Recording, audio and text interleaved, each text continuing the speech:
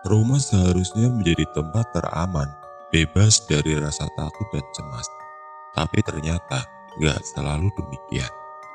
Seperti yang dialami oleh Jessica dan keluarga, rumah mereka menjadi sumber teror menakutkan.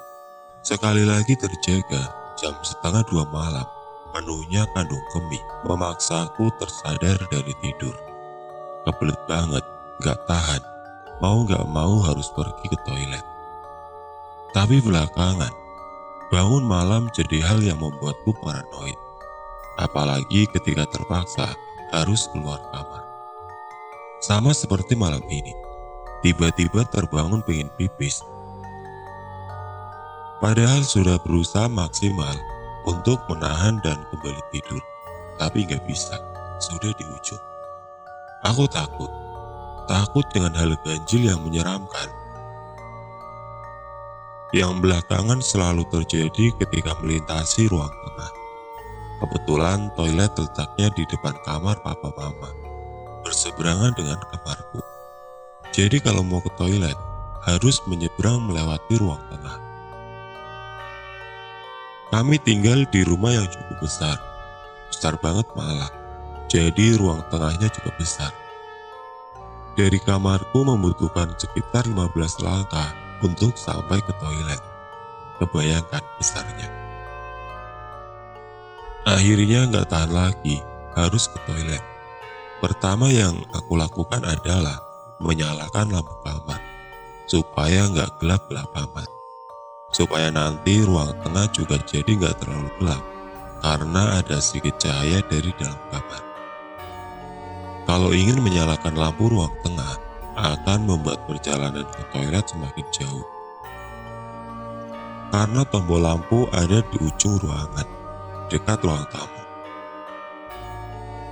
Kebiasaan kami sejak dulu, lampu ruang tengah dan ruang tamu sengaja dimatikan kalau malam hari.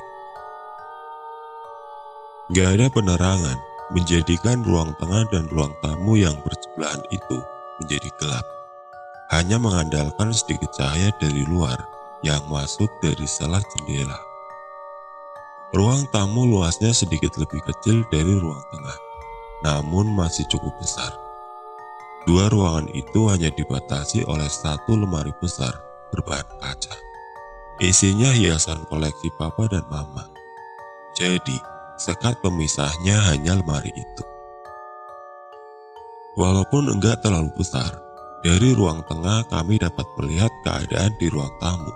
Begitu juga sebaliknya. Gak tahan lagi, aku harus keluar kamar.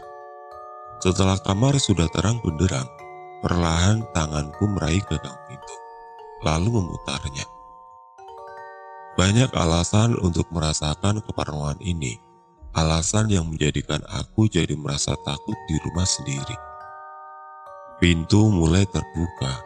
Ada celah yang semakin lama semakin lebar setelah perlahan ku tarik gagangnya. Ruang tengah mulai terlihat. Sofa kulit besar berseberangan dengan lemari TV kelihatan pertama kali.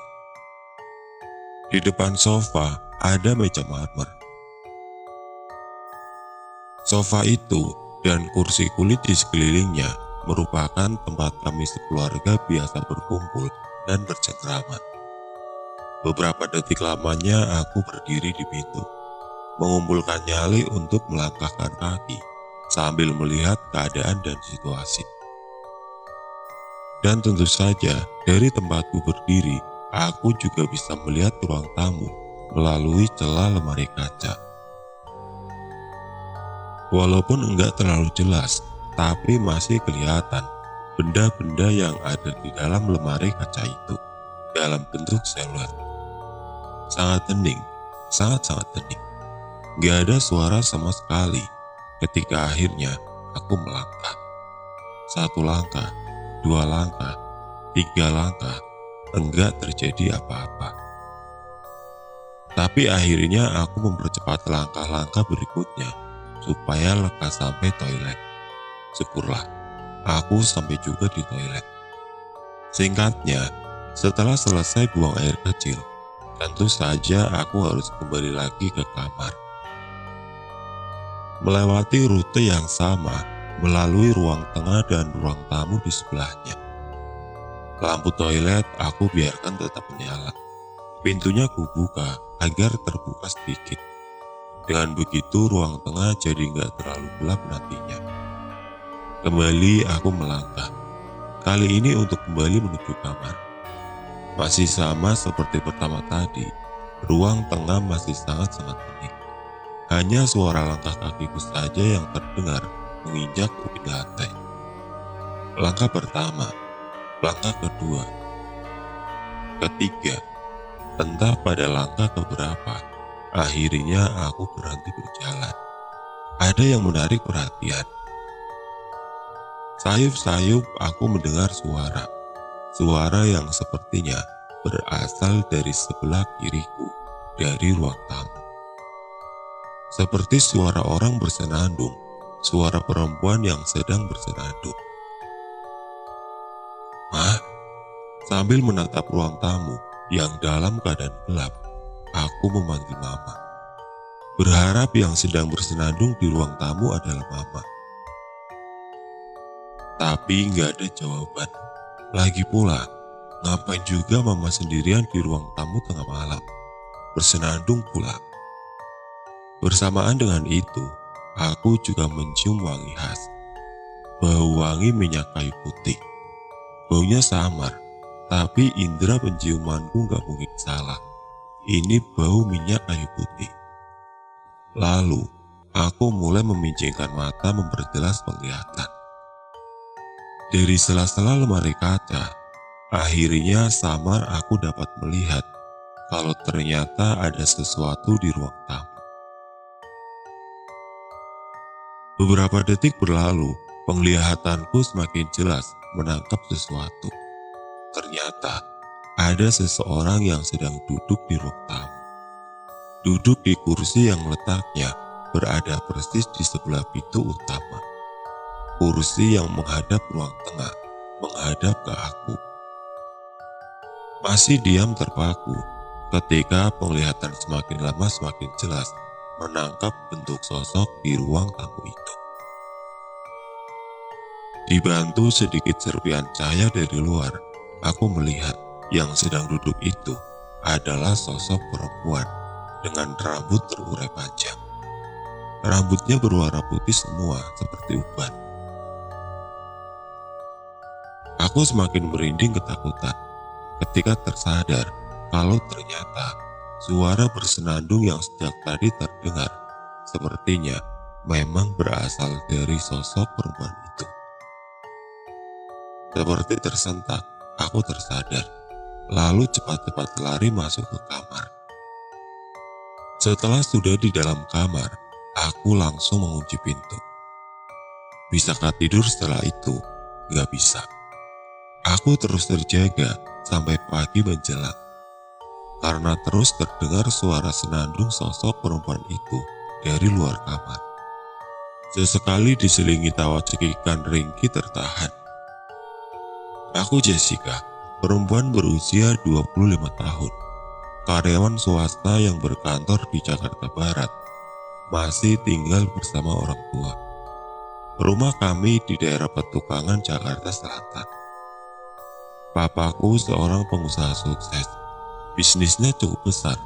Oleh karena itu, dia mampu memiliki beberapa rumah yang tergolong besar dan mewah. Salah satunya ya rumah yang kami tinggali ini. Walaupun enggak bertingkat, tapi rumah ini sangat besar dan luas. Kami tinggal bertujuh, Mama, Papa, aku, Jo adikku, dan nenek, ibu dari Papa. Ditambah dengan satu orang asisten rumah tangga dan satu perawat yang mengurus nenekku. Selama bertahun-tahun tinggal di rumah ini, kami belum pernah mengalami hal-hal aneh yang menyeramkan. Semuanya berjalan normal dan baik-baik saja. Sampai akhirnya, sejak pertengahan tahun 2017, kami mulai merasakan banyak keanehan, kejanggalan, sampai menyeramkan. Awalnya ketika pada suatu hari, nenek pulang ke rumah dengan membawa sesuatu. Dia membawa kunci. Guci yang nenekku bawa pulang ini setinggi kira-kira setengah meter dengan diameter 40 cm. Nyaris bulat bentuknya, ada tutup di lubang atasnya, tutup yang bentuknya menyerupai topi. Nenekku ini waktu itu umurnya sudah 86 tahun, sudah sakit-sakitan, tapi masih kuat berjalan walau harus menggunakan tongkat. Kemana-mana perawatnya akan terus mendampingi. Mbak Ida kami memanggilnya. "Mama dari mana? Itu Guci dapat dari mana?" Begitu tanya papa ketika pada suatu sore melihat nenek pulang membawa Guci.